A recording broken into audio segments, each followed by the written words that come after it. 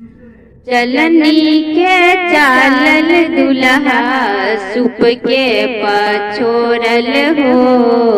चलनी के चालल दुल्हा सुप के पछोरल हो। छोलनी के दागल दुल्हा लगला दुगार हो।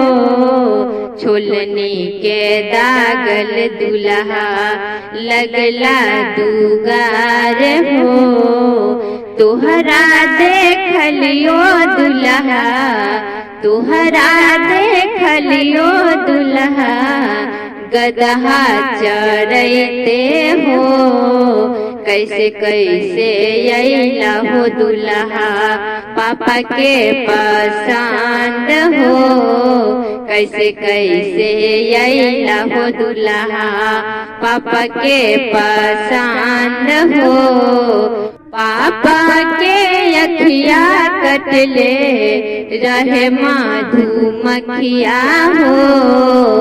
ओही आँखी अइला हो दुल्हा पापा के पसंद हो। ओही आँखी अइला हो दुल्हा पापा के पसंद हो। तोहरा देखलियो दुल्हा मछली मारते हो। तोहरा देखलियो दुल्हा मछली मारते हो। कैसे कैसे अइला हो दुल्हा पापा के पसंद हो।